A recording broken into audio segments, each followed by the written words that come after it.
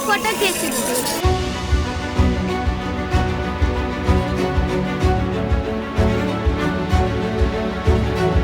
देखिए, ये जो चुनाव है ये भाजपा कांग्रेस का चुनाव नहीं है।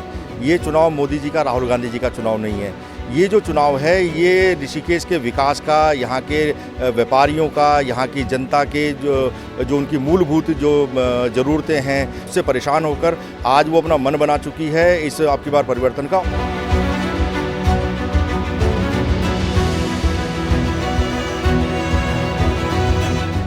यहाँ पे जो बाकी कैंडिडेट्स हैं वो विशेष तौर से आपके अगेंस्ट जब कैंपेनिंग कर रहे हैं तो आपके शराब से जुड़े हुए जो कारोबार हैं उसका जिक्र बार बार आता है। आपको फ़र्क ये समझना होगा, जनता को फ़र्क ये समझना होगा कि एक तो गोली चलाता है आतंकवादी सीमा पर और एक गोली चलाता है सेना का जवान, और दोनों का दर्जा अलग है।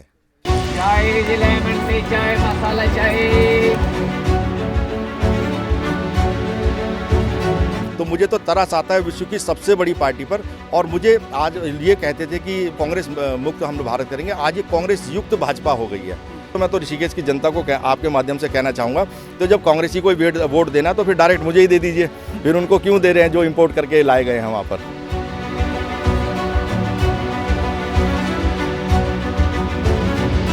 जहाँ मैं था वहाँ मैंने जो भी सेवा दी और वो फल कोई ले गया, नहीं बोल रहे देवरा के बंदर तो ये तो मैं भी देवरा को कुछ हो पाए, गंगा पुत्र छो।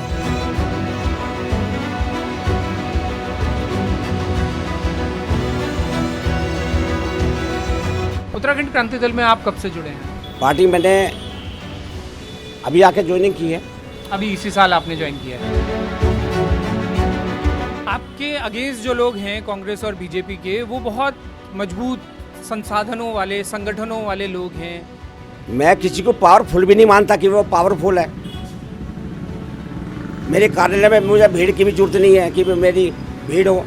भीड़ से कोई वोट थोड़ा मिलती है, या उनके कार्यालय में जो लोग आगे हैं वो वोट थोड़ा दे सकते हैं। हो सकता है कि दूसरी पार्टी से मिले हों।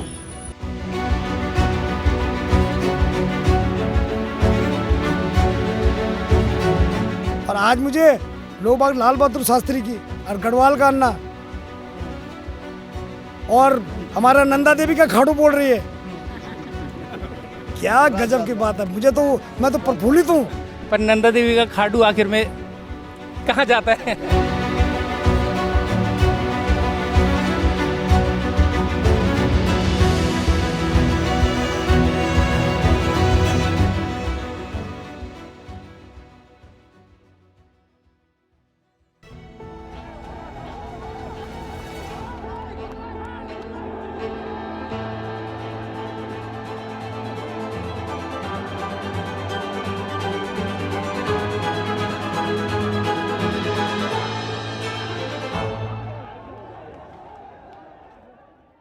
नमस्कार, बारामासा में आप सभी का एक बार फिर से स्वागत है। निकाय चुनावों में तमाम दमदार दावेदारों से आप लोगों का परिचय करवाने का बारामासा का सफ़र जारी है। ये फ्रेम देख के आप समझ गए होंगे कि आज हम लोग हैं नगर निगम ऋषिकेश में, जहां से 4 प्रत्याशी मेयर का चुनाव लड़ रहे हैं। इसलिए भी रंगीन हो गया है ऋषिकेश निगम का चुनाव क्योंकि यहाँ सिर्फ कांग्रेस भाजपा जो हम तमाम बाकी नगर निगमों में देखते हैं उससे इतर यहाँ मास्टर जी नाम के एक निर्दलीय प्रत्याशी ने एक चुनावी बज़ क्रिएट किया है जो कम से कम सोशल मीडिया पर तो बहुत तगड़ा नज़र आ रहा है। और उसी के चलते यहाँ पर पूरे प्रदेश में जो इस सीट की विशेष चर्चा है वो पहाड़ी बनाम गैर पहाड़ी मुद्दे के ध्रुवीकरण के इर्द गिर्द भी घूमने लगी है। क्या हैं यहाँ के चुनावी समीकरण, कौन कौन हैं दमदार दावेदार, उन सबसे आपकी मुलाकात करवाते हैं, आपको एक्सप्लोर करवाते हैं नगर निकाय चुनावों में ऋषिकेश निगम, जो ऋषिकेश का नगर निगम है वहाँ कैसा माहौल है। तो इस आज के प्रोग्राम की शुरुआत करने से पहले एक स्पेशल मेंशन टिहरी हिल्स का, एक ऐसी कंपनी जो पहाड़ में नई टिहरी जैसी छोटी सी जगह से शुरू होकर आज यूनाइटेड स्टेट्स में जिसका मुख्यालय है। आप टिहरी हिल्स का ये कमर्शियल देखिए और उसके बाद शुरू करते हैं नगर निगम ऋषिकेश का सफर। टिहरी हिल्स एक ऐसी कंपनी है जो आपके डेटा से आपके सफल भविष्य की राह बनाती है। टिहरी हिल्स के ग्राहकों को मार्केट रिसर्च के लिए इंडस्ट्री एक्सपर्ट्स का मार्गदर्शन मिलता है और उनके डेटा के आधार पर मार्केट और कॉम्पिटिटर्स की सटीक जानकारी दी जाती है। एडवांस AI टेक्निक्स के इस्तेमाल से हम फ्यूचर ट्रेंड्स को प्रेडिक्ट करते हैं, कस्टमर बिहेवियर को समझते हैं और उनके अनुभव को बेहतर बनाते हैं। बिजनेस ग्रोथ के लिए टिहरी हिल्स अपने क्लाइंट्स को कस्टम सर्वे और डेटा एनालिसिस के माध्यम से उनके प्रोडक्ट का 360 डिग्री मार्केट एनालिसिस उपलब्ध करवाती है। उनके डेटा को रियल टाइम डैशबोर्ड में प्रस्तुत किया जाता है ताकि बिजनेस से जुड़े महत्वपूर्ण निर्णय तुरंत लिए जा सकें। प्रेडिक्टिव मॉडलिंग और ऑपरेशनल इंटेलिजेंस के जरिए टिहरी हिल्स अपने क्लाइंट्स को ऐसा माहौल देती है कि वो हमेशा अपने कॉम्पिटिटर से आगे रहें। क्लाइंट्स के डेटा को सुरक्षित रखना भी टिहरी हिल्स की सर्वोच्च प्राथमिकता है। टिहरी हिल्स ISO 27001 और 9001 सर्टिफाइड है।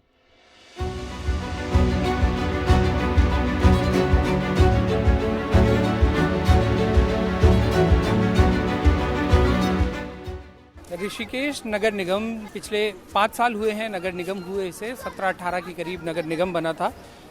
इंटरेस्टिंग है कि उत्तराखंड राज्य बनने के बाद जो पहले निकाय चुनाव हुए तब से लेकर और 2017-18 तक एक ही व्यक्ति नगरपालिका अध्यक्ष रहे जिनका नाम था दीप शर्मा। उसके बाद जो पहला चुनाव यहाँ पर नगर निगम बनने के बाद हुआ उसमें भाजपा से अनीता ममगाई जो है वो मेयर चुनी गई और इस बार ये सीट अनुसूचित जाति के लिए रिजर्व है और 4 प्रत्याशी यहाँ से चुनाव मैदान में हैं। कांग्रेस से दीपक जाटव चुनाव लड़ रहे हैं, भाजपा से शंभू पासवान चुनाव लड़ रहे हैं, उत्तराखंड क्रांति दल से इंजीनियर महेंद्र सिंह और चौथे जो निर्दलीय प्रत्याशी हैं उनका नाम है दिनेश चंद्र, जिन्हें मास्टर जी के नाम से सुर्खियां मिल रही हैं। तो चलिए ऋषिकेश के इन दमदार दावेदारों के साथ ही जनता के क्या इश्यूज हैं उससे भी आपको रूबरू करवाते हैं।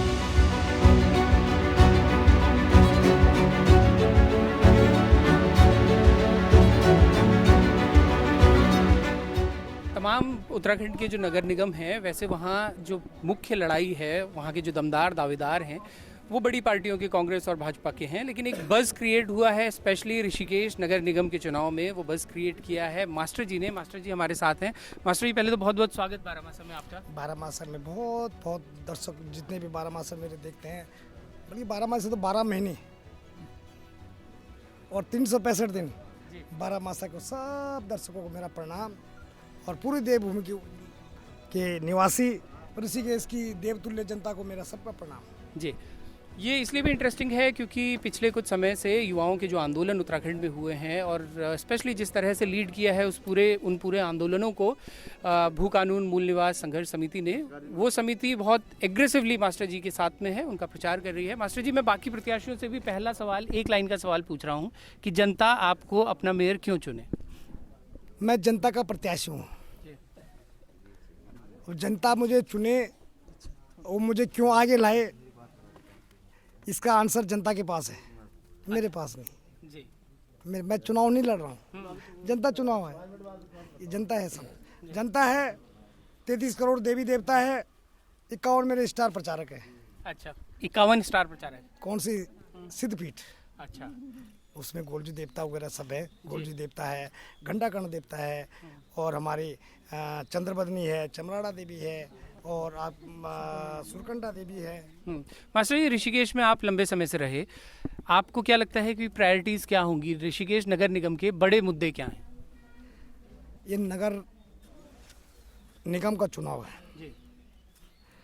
ये चुनाव सबसे पहले तो मैं ये सोचता हूँ, यदि मुझे जनता इस पद पर बिठाती है तो मेरा काम रहेगा एक माला बनाना। अन्य अन्य प्रकार के फूल हैं जो उसको एक में पिरो के सबको एक माला में गूंथ के सब आपस में भाईचारा सबसे पहला रहेगा भाईचारा। और अगर भाईचारा रहेगा मेरे ऋषिकेश में तो बहुत सारे मुद्दे, अब देखो कचरा का ढेर इतना बड़ा है, ट्रैफिक व्यवस्था क्या है? अगर कोई आदमी हमारा प्लेन से आता है, दिल्ली से आता है, बॉम्बे से आता है, बोलता है कि उत्तराखंड कोई सामान ले आना भैया मेरे लिए, ऋषिकेश में गाड़ी खड़ी करने की जगह कहाँ है? और उत्तराखंड के लोग जो डेली कंटिन्यू यहाँ से चलते हैं, चाहे यहाँ से गजा, चाहे यहाँ से आपके पौड़ी, चाहे कोटद्वार, चाहे लैंसडोर, डेली गाड़ियाँ चलती है। अगर उनके परिवार वाले, उनके गांव के लोग कुछ मंगाते, भाई मेरे लिए ये चीज़ लाना, लेकिन वो नहीं ले जा पाते।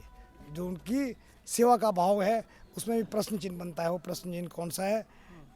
गाड़ी खड़ी करने की जगह। मतलब पार्किंग, आपने कहा कि पार्किंग के जो इशू है उस पर आप काम करेंगे। कुछ और अगर अन्य आपकी प्राथमिकताएं जो आपने अभी सोचा हो कि ऋषिकेश में रहते हुए बतौर नागरिक भी, और आप लंबे समय तक एक पार्टी से भी जुड़े रहे, तो एक पॉलिटिकल एक्टिविस्ट के तौर पे भी जो आपको लगता हो कि ये मेजर इश्यूज हैं, इन पर सबसे पहले काम करने की जरूरत अब जैसे जिस स्थान पे मैं हूँ, जी। यहाँ बारिश होती तो बहुत बड़ा नाला आता है, उसको इस तरह से अपने वरिष्ठ आदमियों से, अपनी जनता से पूछ के और उनकी समस्याओं का समाधान करने के लिए हमेशा मैं तैयार रहूँगा, और जनता बताएगी मुझे तो स्वयं पता कुछ तो है ही, लेकिन बाकी मेरी जनता है जिन्होंने मुझे चुनाव लड़ाया, ये मेरे भाई बंद हैं, इनको पता है जो समस्या इनकी होगी उसकी लड़ाई लड़ूंगा, उनके लिए काम करूंगा। ये हमारे भाई साहब है, इनके लिए काम करूंगा। आप निर्दलीय प्रत्याशी के तौर पे चुनाव लड़ रहे हैं। कांग्रेस और बीजेपी के पास मजबूत संगठन है, भारी तामझाम है, संसाधनों से लैस हैं वो लोग, तो कितना मजबूती से आप कैसा चल रहा है आपका चुनाव प्रचार? जनता का चुनाव है, मेरे साथ जनता है, जनबल जिसके साथ हो तो जनता का चुनाव हो। अपने आप ही मैं तो उनके पीछे दौड़ रहा हूँ, बस रनर। अच्छा, क्योंकि पहले फुटबॉल खेलता तो दौड़ने की आदत पड़ी हुई है, मैं उनके पीछे हूँ। अच्छा, आपका थोड़ा सा पॉलिटिकल जो करियर रहा है आपका, उसके बारे में भी जो हमारी जो ऑडियंस है, ऋषिकेश नगर निगम के जो लोग आपको वोट करेंगे, अपना थोड़ा सा एक वो भी बताइए कि आपका पॉलिटिकल करियर जो है वो कहाँ से शुरू हुआ, राजनीतिक जीवन में शुरुआत कहाँ से हुई, अभी आप कहाँ तक पहुँचे, एक ब्रीफ परिचय अपना। अब वो भूतकाल की बात है, जो मैंने किया, जहाँ मैं था वहाँ मैंने जो भी सेवा दी, अब वो फल कोई ले गया, नहीं बोल रहे देवराय के बंदर तुझियन वेगे, तो मैं भी देवराय को कुछ हो गया, गंगा पुत्र छो, ठीक, मैं जान दूँ, सब कुछ जान दूँ, कोई बात नहीं। बल्कि मेरे साथ तो मैं सोचता हूँ कि अब तो और भी ज्यादा व्यक्ति जुड़ गए। अच्छा, मतलब 35 साल कांग्रेस के मैं उरीन हो गया समझो,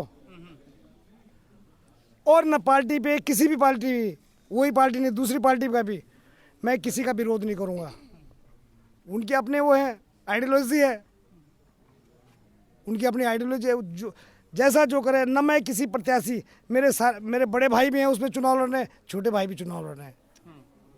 अच्छा, एक बस आखिरी सवाल, इसको रैप करेंगे। वही सवाल जो कोर सवाल है, क्योंकि उस ही के इर्द गिर्द ये पूरा चुनाव जो है स्पेशली सोशल मीडिया पे घूम रहा है, जो पहाड़ी बनाम गैर पहाड़ी का जो सवाल है, और प्राइमरली आपको जो समर्थन मिल रहा है, एक कंसोलिडेशन भी दिख रहा है उसमें कि पहाड़ी मूल के लोगों का एक कंसोलिडेशन हो रहा है। आपको लगता है ये ठीक है, मतलब इस लाइन पे जाना चाहिए, पहाड़वाद के नाम पे, पहाड़ी बनाम गैर पहाड़ी के नाम पे लोग आपको वोट करें? ये भाई कौन है, इनको पूछो कौन है। ये सब पहाड़ के हैं जो यहाँ निवास कर रहा है, सारे उत्तराखंडी हैं, पूछ लीजिए, आप ही पूछ लीजिए सब। यहाँ तो ऐसी कोई बात ही नहीं, बात की तो कोई बात नहीं। अगर कोई बोले तो राष्ट्रभक्त, और मैं बोलूँ तो बात। मैंने क्या बोल दिया? मैंने अपनी देवी देवताओं का नाम ले लिया तो क्या कर दिया मैंने? क्या गुनाह कर दिया? अरे भाई, ये देवभूमि है,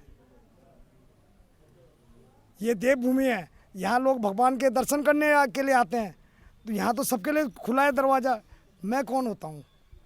ये क्षेत्रवाद, जातिवाद, ये मैं नहीं समझता हूँ, मैं बिल्कुल नहीं समझता हूँ। इसके लिए जो मर्जी जो करे, मेरा कुर्ता अभी तक साफ ही रहा, गंगा का बेटा हूँ, गंगा की तरह पवित्र रहूँगा, भ्रष्टाचार नहीं करूँगा, भ्रष्टाचार नहीं करूँगा, बिल्कुल नहीं। मैं इसलिए, ये मुझे जनता इसलिए चुनाव नहीं लड़ा रही कि मास्टर जी के पास कुछ नहीं है। मास्टर जी के पास तो सब कुछ है।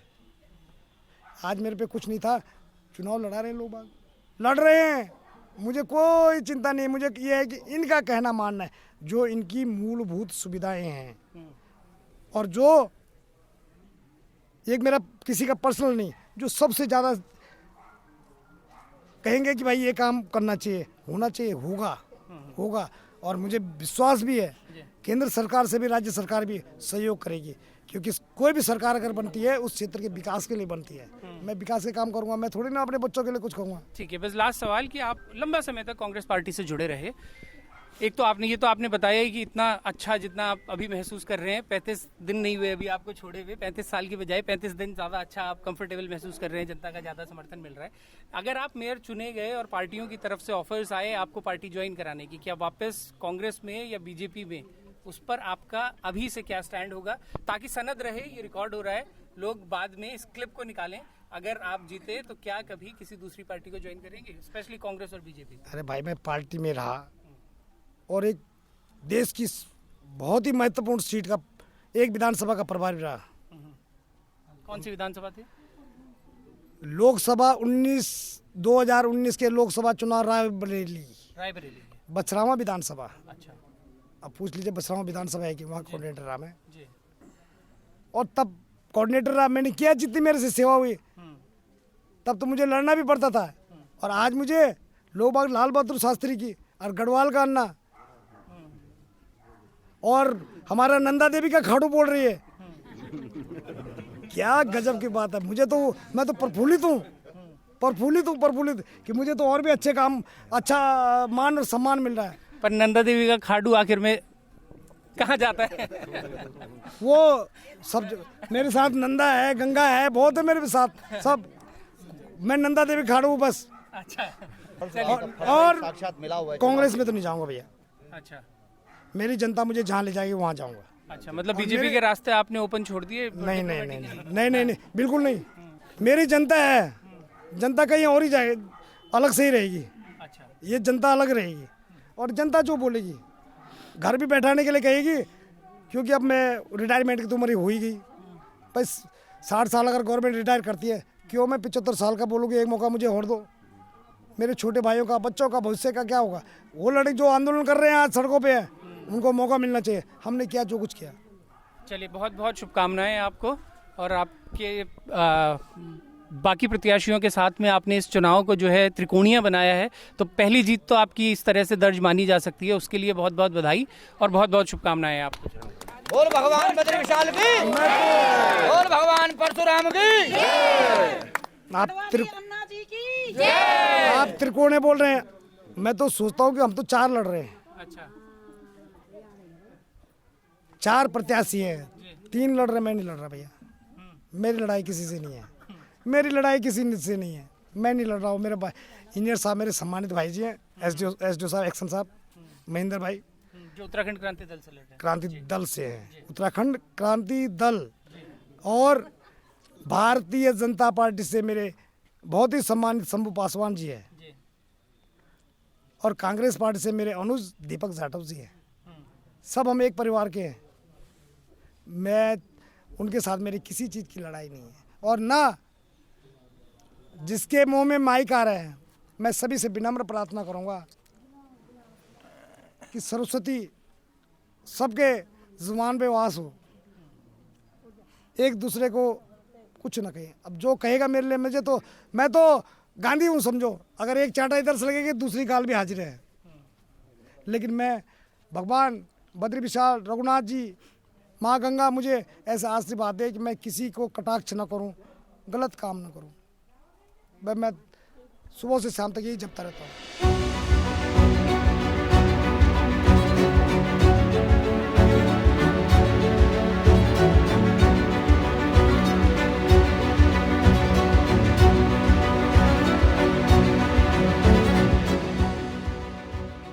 नगर निगम ऋषिकेश में, जैसा कि हमने पहले भी जिक्र किया, टोटल 4 ही कैंडिडेट्स हैं जो मेयर इलेक्शन के लिए कंटेस्ट कर रहे हैं। उत्तराखंड क्रांति दल से इंजीनियर महेंद्र सिंह हमारे साथ हैं। महेंद्र जी, आपका सबसे पहले तो बहुत बहुत स्वागत बारामासा में। आपका भी बहुत बहुत धन्यवाद कि आप हम जैसे छोटे से कर्मचारी के पास आए। नहीं, हमारा दायित्व है वो।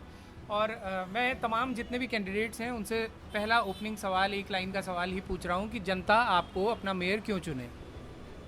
भाई देखो, मेरा जितना सर्विस का पीरियड रहा, जनता के मैंने वो काम किए, लीक से हट कर काम किए, क्योंकि जनता बहुत परेशान रहती है। छोटे छोटे काम अधिकारी नहीं कर पाते हैं, लेकिन मैंने वो करके दिया उनको, जो मुझे याद करते हैं। अच्छा, उत्तराखंड क्रांति दल में आप कब से जुड़े हैं? उत्तराखंड क्रांति जब से ये इनका एक तरह प्रभावित तो मैं तभी से था, जब से उत्तराखंड क्रांति दल का जन्म हुआ। सीधी बात तो ये है। दूसरी बात है कि सर इस पीरियड में कोई भी आदमी किसी दल से नहीं जुड़ सकता। मैं एक्शन से रिटायर हुआ हूँ, शासी अभियंता से रिटायर हुआ। कौन से साल में? 2018 18 में। मेरे पे 2 साल का प्रतिबंध था ना हम चुनाव लड़ सकते थे, ना किसी राजनीतिक पार्टी में जा सकते थे, ना कोई हम सरकारी नौकरी कर सकते, ना सरकारी कोई काम ठेकेदारी कर सकते थे। ये सब चीज़ प्रतिबंध थी, इसलिए मैं इन चीज़ों सबसे दूर रहा। अच्छा, फिर आपने पार्टी कब ज्वाइन की? पार्टी मैंने अभी आके ज्वाइनिंग की है। अभी इसी साल आपने ज्वाइन किया है। आपके हिसाब से उत्तराखंड क्रांति दल की स्थिति राज्य भर में कैसी है? बहुत अच्छी है, बहुत अच्छी है। बहुत अच्छी है। पार्टी के पास अपना सिंबल भी नहीं बचा है अब। नहीं देखिए, वो मेहनत करने की जरूरत है, सब कुछ बचेगा। अच्छा, अगर मेहनत करोगे तो सब कुछ बचेगा, और मेहनत नहीं करोगे तो क्या बचेगा? कुछ भी नहीं बचेगा। आप अपने चैनल को नहीं चलाओगे तो आपको कहाँ से तनख्वाह मिलेगी? आपको तनख्वाह तभी तो मिलेगी जब आप मेहनत करोगे। तो मतलब उत्तराखंड क्रांति दल के जो पुराने लोग हैं वो मेहनत नहीं कर रहे थे? नहीं नहीं, मेरा कहने में कि मेहनत, मैंने कहा कि मेहनत करोगे तो सब कुछ बचेगा। अच्छा, हम यहाँ के इश्यूज़ पे थोड़ी सी आपसे बात करेंगे, लेकिन उससे पहले हमारे ऑडियंस के लिए और ऋषिकेश के तमाम लोगों के लिए जो इस नगर निगम के वोटर्स हैं, आप थोड़ा सा अपने पॉलिटिकल जर्नी के बारे में या अपनी जो जर्नी रही है, आप रिटायर हुए यूपीसीएल से? यूपीसीएल से रिटायर हुए। जैसा आपने बताया 2018 में आपका रिटायरमेंट हुआ और पार्टी तो आपने अभी इसी साल ज्वाइन करी है। इस ड्यूरेशन में ये जो 6 साल का कार्य समय जो है आपकी सेवानिवृत्ति के बाद और अभी इलेक्शन लड़ने तक का, इस दौरान आप पॉलिटिकली एक्टिव रहे हैं? देखो, पॉलिटिकल मैं नहीं रहा हूँ जी, क्योंकि मैंने राजनीति बहुत देखी है। राजनीति लोग बाग कैसे कैसे हमें आंख दिखाते थे, वो मैंने सब देखा। मैं अपनी नीति से चला, नीति से चलने के बाद तब मैं आज यहाँ आपके सामने बैठा हूँ। नहीं तो बहुत नौकरी नहीं करने देता कोई। अगर जिस तरह पॉलिटिक्स आकर के बात करता है, अगर हम उन बातों पर ध्यान देते तो नौकरी नहीं होती हमारी। हमने बहुत कुछ सहन करा, चुपचाप रहे, लेकिन हम अपनी नीति से चले, तब हम कामयाब हुए। अच्छा, ऋषिकेश शहर में आप कब से रह रहे हैं? मुझे यहाँ ऋषिकेश शहर में तो बस 66 साल तो मेरी होगी। जी, ठीक है, यहीं की पैदाइश है आपकी? इसी मेरा जन्म यही है, सब कुछ यही है। हाँ। मैं यहाँ का मूल निवासी हूँ, सीधी सीधी बात ये। नहीं, मेरा सवाल, मेरा पूछने का आशय ये नहीं था कि आप मूल निवासी हैं या नहीं। पूछने का आशय इसलिए था यहाँ कब से रह रहे हैं कि आप मुद्दों को, जो यहाँ के लोकल इश्यूज़ हैं, उनको बेहतर समझते होंगे। अगर आपका बचपन यहीं बीता है, आपने इस शहर को बदलते देखा होगा, वो अच्छे के लिए बदला, बुरे के लिए बदला, आपने नगर पालिका से नगर निगम अपने सामने होते हुए देखा होगा। तो ये मेरा पूछने का आशय था, क्योंकि कि आप यहाँ कब से हैं, कि आपके लिए ऋषिकेश में जो नगर निगम के सबसे बड़े मुद्दे कौन से हैं? देखिए, आप कोई सी भी गली में चले जाइए, छोटी छोटी गली सब टूटी फूटी पड़ी है, कहीं कोई सड़क का विकास नहीं है। आप नाली देख लिए, आटी पड़ी है, जल भराव देख लिए, जल भराव निकासी नहीं है। गंदगी का ढेर देखिए, वो छिपा नहीं है आपसे। हम प्रयास करेंगे कि सफाई, नाली व्यवस्था, रोड की व्यवस्था, ये हम बहुत अच्छी तरह से, लोगों की ये आम समस्या है, जी, इसको दूर करने की हम पूरी कोशिश करेंगे। अच्छा, ये आपने प्रॉब्लम्स गिनाई, ये आपने बताया इश्यूज ये हैं। इनमें से किसी भी एक इश्यू को परमानेंटली सुलझाने का या उस पर काम करने का कोई रोड मैप आपके दिमाग में है? सबसे पहले तो मेरे पास सफाई का मैड्रोप है। मैं सफाई पे बहुत ध्यान दूंगा। और क्या करेंगे? सफाई कर्मचारी भी बढ़ाएंगे, जो उनकी समस्या है उनको एक मीटिंग बुला करके बैठाएंगे कि अब यहाँ बैठो, आपकी क्या समस्या है, मैं आपकी समस्या सुनूंगा। आप मेरी जो प्रॉब्लम है नगर निगम की, मैं आपके सामने रखूंगा। आपकी सुनने के लिए मैं बैठा हूँ, लेकिन मैं जनता का एक चुनाव आयुक्त मेरे, तो मेरा भी अधिकार है कि जनता के लिए मैं भी कुछ दूं, तो मैं भी उनके लिए बहुत कुछ करूंगा, वो मुझे मेरे निगम के लिए दे कुछ, ये मेरी सोच है। आपके अगेंस्ट जो लोग हैं कांग्रेस और बीजेपी के, वो बहुत मजबूत संसाधनों वाले, संगठनों वाले लोग हैं। उत्तराखंड क्रांति दल का एक सहानुभूति तो लोगों के दिल में है, लोगों के मन में एक सेंटिमेंटल वैल्यू तो है, लेकिन अभी जैसे हम कार्यालय में ही देख रहे हैं तो बहुत ज़्यादा संख्या में आप लोगों के साथ अभी तो कार्यकर्ता ही नहीं है। तो आम जनता को आप कैसे कन्विंस करेंगे कि इतने पावरफुल लोगों के खिलाफ, जिनके खिलाफ आप चुनाव में कंटेस्ट कर रहे हैं, कैसे मैनेज कर रहे हैं वो संसाधनों के दम पे या किसी और चीज़ में? मैं दिखावा नहीं करता भाई जी, ठीक है, और मैं किसी को पावरफुल भी नहीं मानता। मैं किसी को पावरफुल भी नहीं मानता कि वो पावरफुल है। मेरे कार्यालय में मुझे भीड़ की भी जरूरत नहीं है कि मेरी भीड़ हो।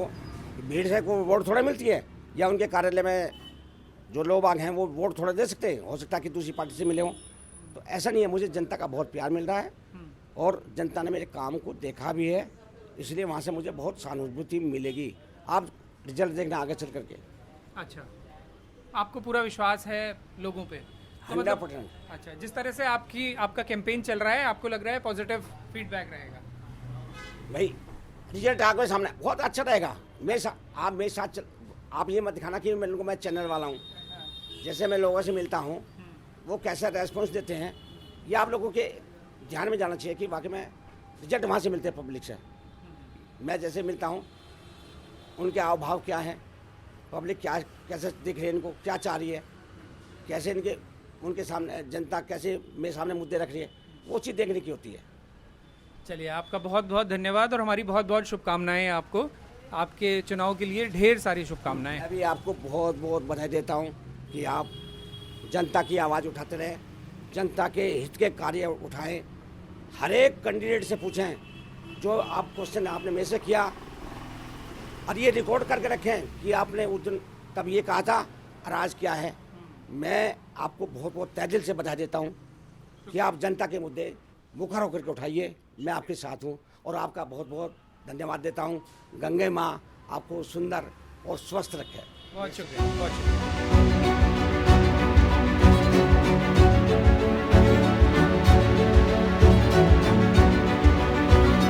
निकाय चुनावों में पूरा शहर जो पोस्टर्स बैनर्स से पटा रहता है, उसी तरह की एक शॉप यहाँ पर है जहाँ पर चुनाव प्रचार सामग्री जो है वो बिक रही है। अब इससे आप एक तरह का पोल भी समझ सकते हैं, कम से कम इसका अंदाज़ा तो लग ही सकता है कि कौन सी पार्टी कितनी सामग्री जो है वो पब्लिश करवा रही है। तो यहाँ पर अगर आप देखेंगे तो ज़्यादातर झंडे जो हैं वो निर्दलीय प्रत्याशी जो हैं उनके हैं, और ऑन कैमरा बात उन लोगों ने हमसे नहीं की जो ओनर हैं या जो उनके मैनेजर वहाँ पर हैं शॉप पे, लेकिन अनऑफिशियली उन्होंने ये ज़रूर बताया कि पार्षदों के जो चुनाव हो रहे हैं उसमें निर्दलीय पार्षद जो हैं उन लोगों के ऑर्डर्स ज़्यादा हैं, उन लोगों के झंडे पोस्टर्स बैनर्स के ऑर्डर्स ज़्यादा हैं, और मेयर का जो चुनाव है उस पर भाजपा के जो प्रत्याशी हैं उनके बल्क ऑर्डर्स हैं। तो ऐसी और भी शॉप्स होंगी, ये कोई अकेली शॉप नहीं है, लेकिन ऐसी छोटी छोटी शॉप से ये अंदाज़ा ज़रूर लगता है कि प्रचार सामग्री में संसाधनों के मामले में कौन कितना पंप इन कर रहा है।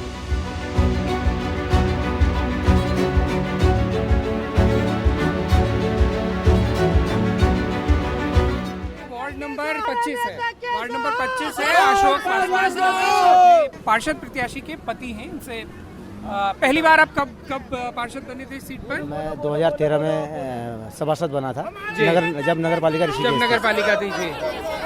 और उसके बाद 2018 में आपकी वाइफ महिला सीट हो गई थी, तो वाइफ को भारतीय जनता पार्टी ने उम्मीदवार बनाया जी। और वो ऋषिकेश में 40 वार्डों में सबसे ज़्यादा मार्जिन से जीती वो पिछली बार। और फिर इस बार भी पब्लिक का आशीर्वाद और जुनून देख ही रहे होंगे कि हमने सिर्फ कार्य किया है। हमारा मकसद और कुछ नहीं होता, सिर्फ काम और सिर्फ काम। अच्छा, तो पिछले कार्यकाल में जो मेयर का जो कार्यकाल रहा है यहाँ पर, उसमें भी बीजेपी के ही कैंडिडेट थे। इस बार सीट रिजर्व हुई है तो आपके मेयर प्रत्याशी बदले हैं, लेकिन काम जो पिछली बार जो मेयर ने किया उससे संतुष्ट हैं आप? देखिए, भारतीय जनता पार्टी जो है अपना काम करती है और सभी लोग सारे इसके प्रत्याशी और सारे जो भी है पदाधिकारी सब लोग मिलके काम करते हैं और ठीक है, ऑलमोस्ट जो भी है ठीक रहा। ठीक। आपकी मुस्कुराहट आपके शब्दों से ज़्यादा कह रही है, तो इसलिए स्पष्ट बताने की कोशिश कीजिएगा कि भारतीय जनता पार्टी जहाँ भी सत्ता में रहती है पूरा विकास करती है और सारे क्षेत्र को लेके काम करते हैं और काम होते हैं। और इस बार जो हैं आपके जो प्रत्याशी हैं शंभू पासवान जी, उनके बारे में कैसा फीडबैक आप लोगों को मिल रहा है? देखिए, हमें लगता है कि इस बार जो पिछला कार्यकाल में जो काम छूट गए हैं वो इस बार बहुत ज़्यादा होने हैं। ऋषिकेश का विकास मुझे लगता है कि एक पूरे उत्तराखंड में एक ऋषिकेश एक मॉडल बनेगा, जो सारे नगर निगमों में एक अव्वल नगर निगम बनेगा। जो हमारी योजना है और जो हमारे भविष्य में जो भी प्लान है, इसके बारे में आपको खुद ही आपको 23 जनवरी को चुनाव खत्म है, 25 तारीख को रिजल्ट है, उसका आपको निष्कर्ष आपको फरवरी तक दिखना शुरू हो जाएगा। अच्छा। 6 महीने 4 महीने की बात नहीं है, सिर्फ आपको अगले महीने से आपको दिखना शुरू हो जाएगा। चलिए, बहुत बहुत शुक्रिया और बहुत बहुत शुभकामनाएं आप।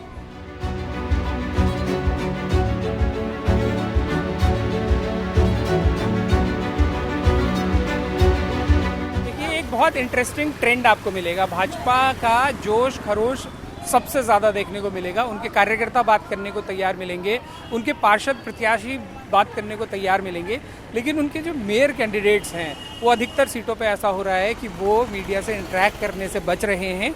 और वो सो कॉल्ड सूत्रों के हवाले से अगर हम आपको बताएं तो ये मैसेज संगठन में है और संगठन के लोगों से जो हमें पता चला है कि उन लोगों को बोला गया है कि चुपी रहो, क्योंकि कई जगह ऐसा हो रहा है कि मेरे प्रत्याशी इंटरव्यूज़ दे रहे हैं और वो उतने अच्छे से इंटरव्यू नहीं दे पा रहे हैं, तो उनका जो माहौल बना हुआ है वो बिगड़ रहा है। तो इससे आप प्रत्याशियों की डेप्थ का अंदाज़ा लगाइए। हमने बहुत कोशिश करी लाइन अप करने की यहाँ पर शंभू पासवान जी को, बहुत सारे कॉल्स किए, उनके आसपास के लोगों से बहुत सारी बात की, लेकिन वो लोग बात करने को तैयार नहीं हैं, जबकि अन्य सभी प्रत्याशियों से हम आपकी मुलाकात करवा रहे हैं।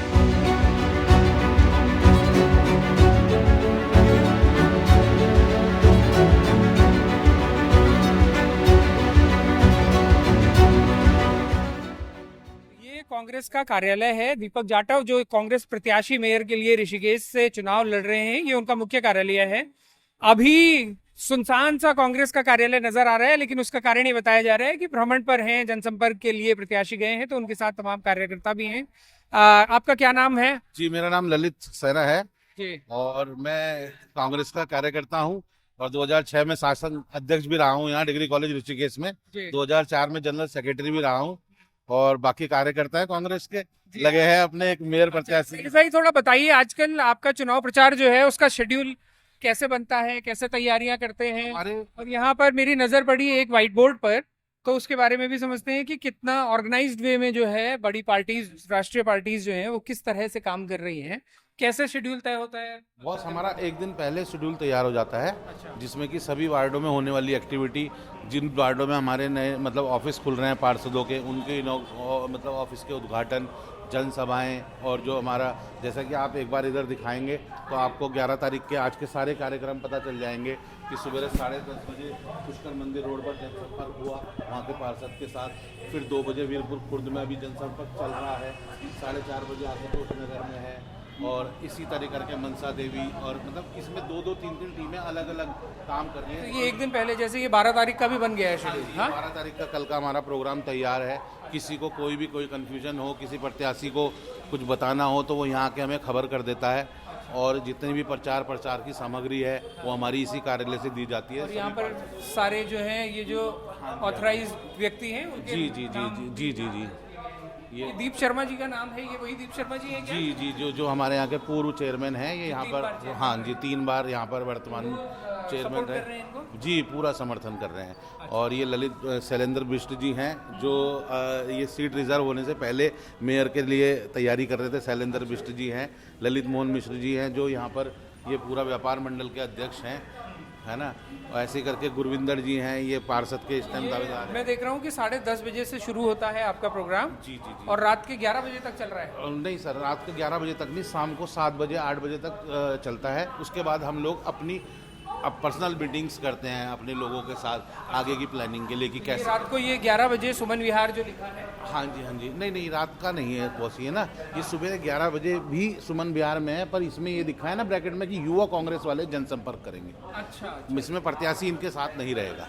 अच्छा जी, अलग अलग टीमें हमारी काम कर रही हैं। NSUI की टीम अलग काम कर रही है, यूथ कांग्रेस की, महिला कांग्रेस की, इस तरीके से सब जगह, क्योंकि हर जगह तो पॉसिबल नहीं है कि हम प्रत्याशी को भेज दें, तो जो हमारी फ्रंटल विंग्स हैं वो अलग अलग अपनी अपनी जगह काम कर रही हैं। जी। अच्छा, तो कैसे है अभी आप, मैं एक कांग्रेस कार्यकर्ता से ये समझना चाहता हूँ कि कांग्रेस की अभी जो स्थिति है, जिस तरह से आप देख रहे हैं कि आपके बड़े नेता इधर विधायक बनते हैं, छोड़ के भाजपा में चले जाते हैं, जी। आप लोग कैसे मोटिवेटेड रहते हैं जुड़े रहने के लिए? सर, अब उसका मुख्य कारण ये भी हो सकता है कि हम छात्र राजनीति से कांग्रेस से जुड़े हैं, और कभी मन में ख्याल भी नहीं आता कि कांग्रेस छोड़ के जाए, चाहे दिन कैसे भी चल रहे हो हमारे, पर कभी मन में ये नहीं आता कि हम कांग्रेस छोड़ें। और हम सबको ये भी कहते हैं कि कभी तो हमारा टाइम भी आएगा। अपना टाइम आएगा। जी जी जी जी, अपना टाइम आएगा और हमें लगता है कि इस नगर निगम चुनाव में हमारा टाइम जरूर आएगा। अच्छा। हाँ, बहुत अच्छा लोगों का हमें रिस्पांस मिल रहा है, बहुत लोग हमारे साथ जुड़ रहे हैं और क्योंकि दीपक खुद बहुत ज़्यादा डिज़र्व करता है, जो हमारा मेयर प्रत्याशी है दीपक भाई, दीपक प्रताप जाटव, वो खुद बहुत डिज़र्विंग हैं, पढ़े लिखे हैं, एजुकेटेड हैं और अपनी बात को रखना जानते हैं अधिकारियों के सामने बड़ी मजबूती से कि वो किस तरीके से वो अंकिता भंडारी हत्याकांड में उनका बहुत बड़ा मूवमेंट था और बहुत उन्होंने उस आंदोलन को वो दी और ऋषिकेश की जितनी भी जन समस्याएं आज तक होती रही है, क्योंकि हम लोग तो यहाँ पर काफ़ी टाइम से भाजपा को देख रहे हैं, उन्हीं की सत्ता रही, उन्हीं की सरकार रही, चाहे नगर निगम हो, चाहे विधायक हो हमारे यहाँ के, चाहे उसमें, तो यहाँ तो कभी आज तक कोई हमें दिखा नहीं। यहाँ पर इतनी जन समस्याएं हैं, इतनी प्रॉब्लम्स हैं लोगों की, वो कभी सॉर्ट आउट ही नहीं हो रही हैं, तो वो हमारे पास करने के लिए बहुत काम है। हमारे प्रत्याशी के पास इतना काम है करने के लिए कि अगर ऋषिकेश नगर निगम के लोगों ने हमारे पार्षदों को और हमारे नगर मेयर के प्रत्याशी को एक बार चुन के बोर्ड में बैठा दिया तो इतना काम करेंगे कि लोगों को मतलब पता चलेगा कि काम कैसे होता है। चलिए, बहुत बहुत शुभकामनाएं आपको। धन्यवाद। ये कांग्रेस कार्यालय है। कोशिश करते हैं कि आपको भाजपा कार्यालय भी दिखाते हैं और उनकी भी कैसे स्ट्रैटेजिकली बड़ी पार्टी चुनावों को मैनेज करती है, उसका आपको ये झलक दिखाने की कोशिश करते हैं।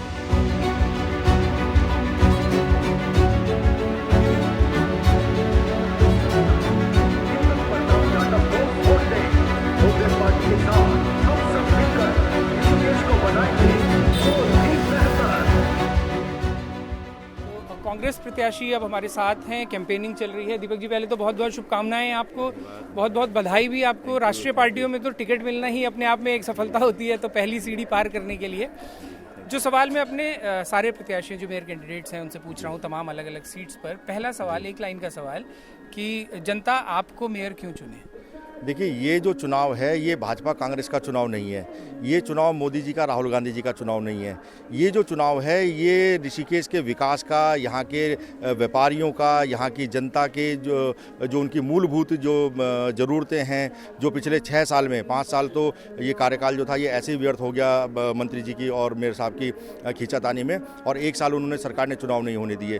तो जो 6 साल ये ऋषिकेश की जनता त्रस्त हुई है, उससे परेशान होकर आज वो अपना मन बना चुकी है इस आपकी बार परिवर्तन का। और क्योंकि मैं विपक्षी पार्टी का प्रत्याशी हूं, तो मुझ पर ना तो सरकार का दबाव है, ना मेरे पर विधायक का दबाव है, ना मेरे पर मंत्री का दबाव है।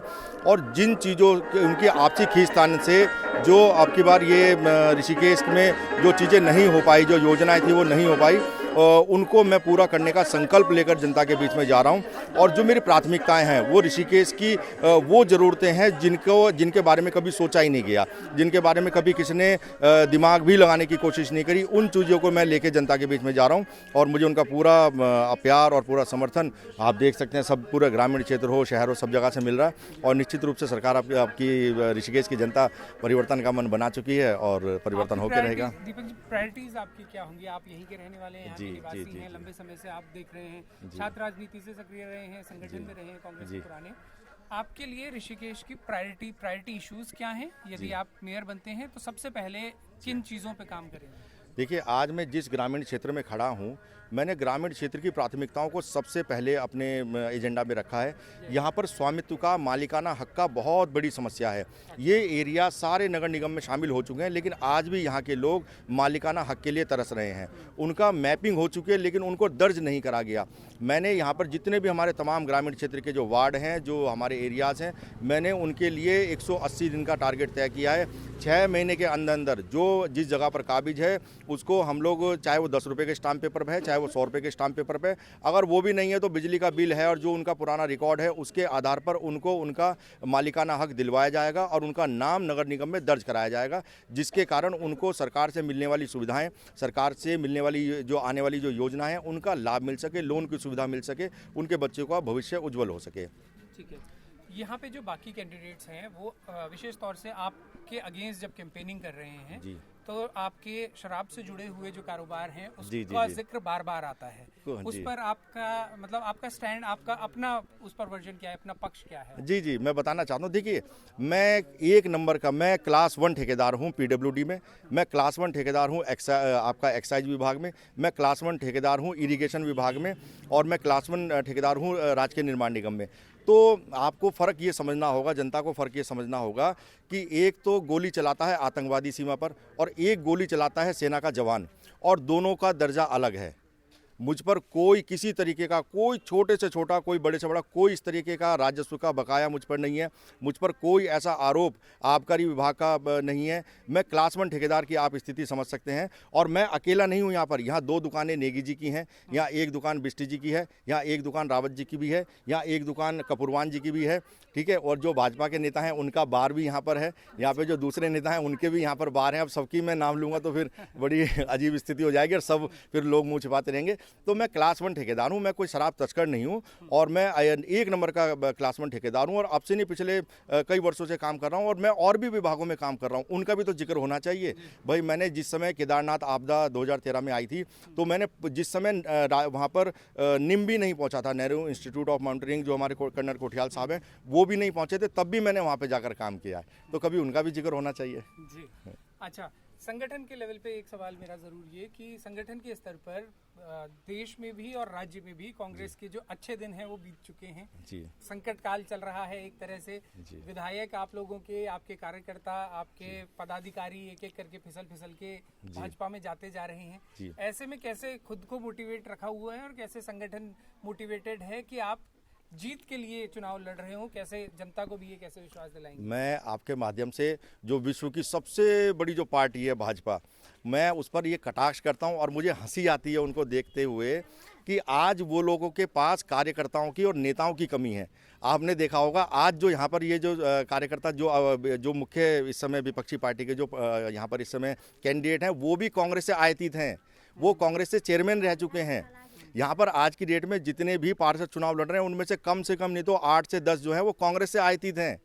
आप इनके पास तो नेताओं का इन नेता जो इनके स्थानीय नेता, मुझे तरस आता है उन बेचारे लोगों पर और पूरे प्रदेश के ऊपर। आपने देखा होगा इनको ये घर का जोगी जोगटा और आन गांव का सिद्ध, वो इन लोगों की स्थिति है। जो कांग्रेस से गए हुए जितने नेता हैं सारे आज कैबिनेट मिनिस्टर हैं, सब लोगों को विधायक का टिकट मिला, सब लोगों को मंडी समिति का अध्यक्ष बनाया गया, सब लोगों को अलग अलग निगमों में समायोजित किया गया।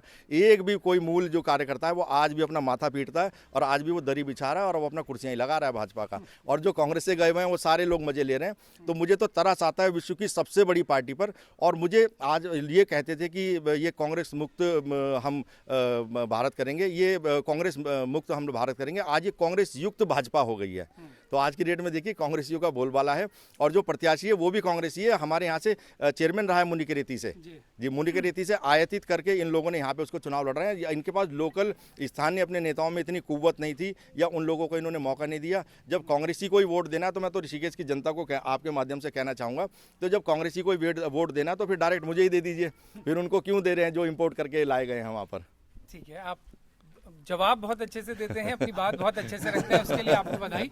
बस मेरा एक आखिरी सवाल, एक और प्रत्याशी यहाँ से जो निर्दलीय चुनाव लड़ रहे हैं, उनके भू कानून संघर्ष समिति जो है, जिसने पिछले कुछ समय में उत्तराखंड में युवाओं का एक ग्रुप है आंदोलन किए, इस पूरे चुनाव में एक नैरेटिव बन रहा है पहाड़ी बनाम गैर पहाड़ी का। ये आरोप उन लोगों का है कि जो दोनों बड़ी पार्टियां हैं कांग्रेस और बीजेपी, उन्होंने पहाड़ी मूल के व्यक्ति को टिकट नहीं दिया और वो जो व्यक्ति निर्दलीय लड़ रहे हैं वो खुद ही कांग्रेस पार्टी से लंबे समय से कार्यकर्ता रहे हैं। इस नैरेटिव को टैकल करने के लिए कैसे काम कर रहे हैं? देखिए, मुझे जो हमारे दिनेश चंद्र मास्टर जी हैं, जितनी मेरी आज उम्र नहीं है, मुझे लगता है उससे ज़्यादा तो उनका कांग्रेस पार्टी में अनुभव है।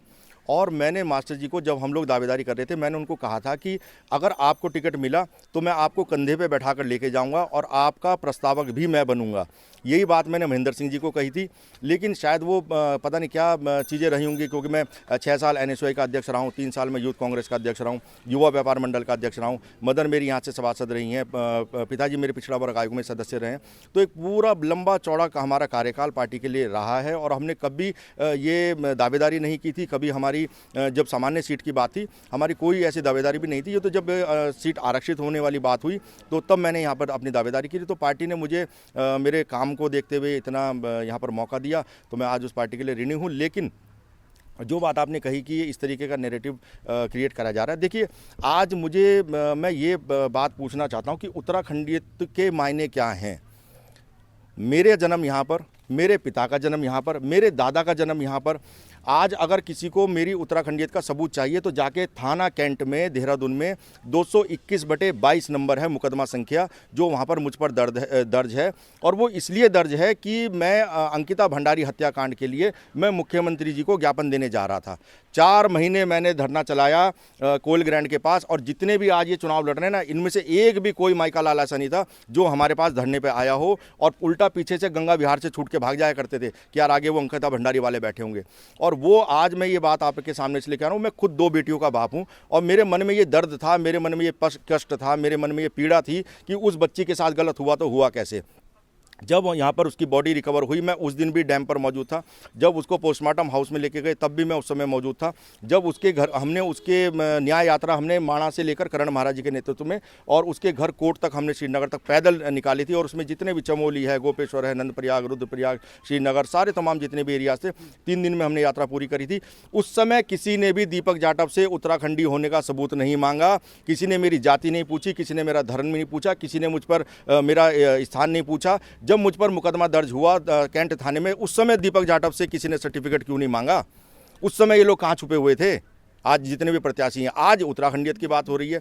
देखिए ये चुनाव ये मैदान का, पहाड़ का, इसका है ही नहीं ये चुनाव। मैंने कहा ना ये मोदी जी का, राहुल गांधी जी का चुनाव है, ना ये भाजपा का, कांग्रेस का चुनाव है, ना ये किसी पहाड़ी का, मैदानी का, बिहारवाद का, ये चुनाव ही नहीं है उसका। ये चुनाव है ऋषिकेशवाद का, ये चुनाव है विकासवाद का। यहाँ पर जो बात होनी चाहिए वो सड़क की, बिजली की, पानी की, स्थानीय रोजगार की, उनकी बात होनी चाहिए। इस शहर का व्यापार कैसे बढ़े, इस शहर का रोजगार कैसे बढ़े, इस शहर में खुशहाली कैसे आए। जो नीतियां सरकार के द्वारा यहां पर हमारे मोटर मालिकों के लिए बना दी गई हैं, जो जिन 300 से ज़्यादा कर्मचारियों को एम्स से निकाल दिया गया है एक झटके में, और आज उनको 695 दिन हो चुके हैं, 1.5 साल से ज़्यादा उनको समय हो चुका है। आज भी जब आप वापस जाएंगे तो आप देखिएगा एम्स से मुश्किल से 150 मीटर दूर आज भी उनका टेंट लगा। अब तो टेंट भी गलकर टूट गया है। एक भी किसी ना मेयर ने, ना विधायक ने, और मंत्री, मजाक की बात आप ये देखिए, मखौल की बात, कि मंत्री जी का जो कैंप ऑफिस है वो उनके धरना स्थल से मुश्किल से 300 मीटर दूर है और रोज़ वहाँ से शीशा चढ़ा के निकल जाते हैं। एक भी दिन, सिंगल डे ऐसा नहीं था कि कभी मंत्री जी ने उनके जाकर आंसू पहुँचने की कोशिश की हो,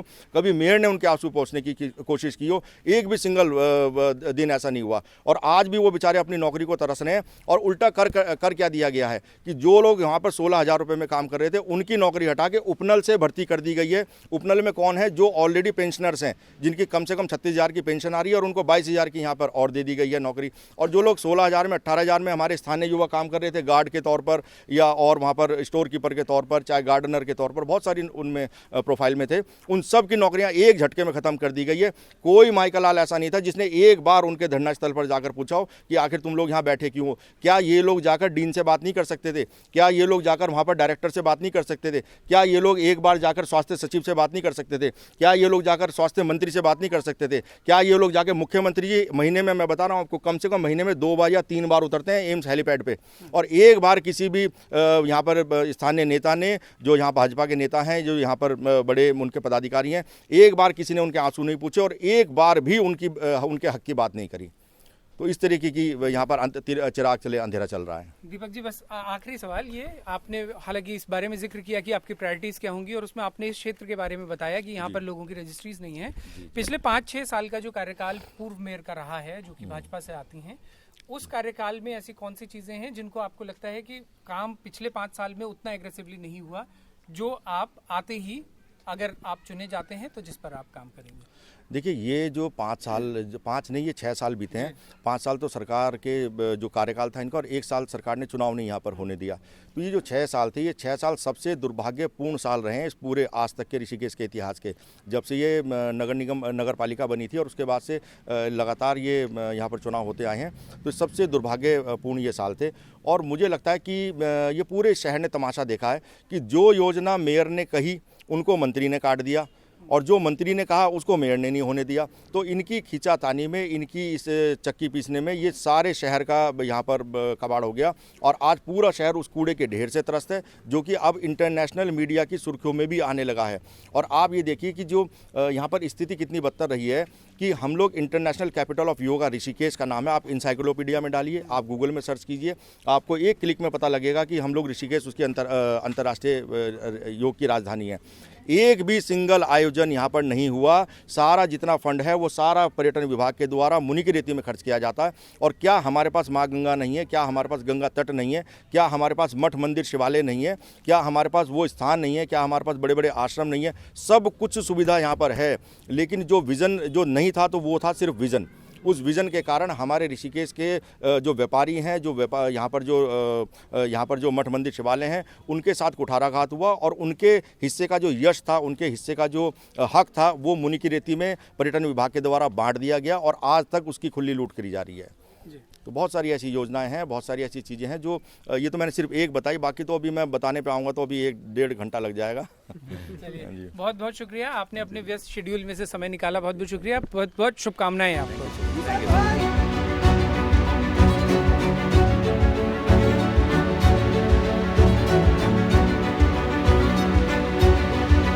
तो ये थे नगर निगम के दमदार दावेदार।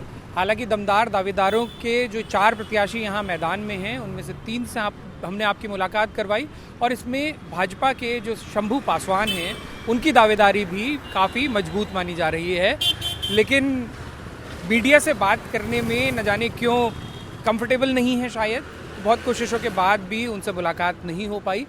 और आप लोग किसी से कहिएगा मत, लेकिन अंदरूनी सोर्सेस से ये बात पता चली है कि जो कैंडिडेट्स बीजेपी में मीडिया इंटरेक्शन में बहुत माहिर नहीं हैं, उन्हें बोला गया है कि फ़िलहाल लो पिच पर ही चलिए, सारा काम सिंबल के नाम पर हो जाएगा, संगठन के नाम पर हो जाएगा। कहीं आपने पत्रकारों से बात की तो मामला उल्टा ना पड़ जाए। ये सिर्फ आपको बताया, आप किसी और को मत बताइएगा, क्योंकि जिन्होंने हमें बताया उन्होंने भी यही कहते हुए बताया था। लेकिन हमारी ये जो सीरीज़ है ये अभी जारी रहेगी। कुछ और नगर निगम के प्रत्याशियों से, वहाँ के दमदार दावेदारों से आपकी मुलाकात करवाते रहेंगे। तो जुड़े रहिएगा, देखते रहिएगा बारामासा।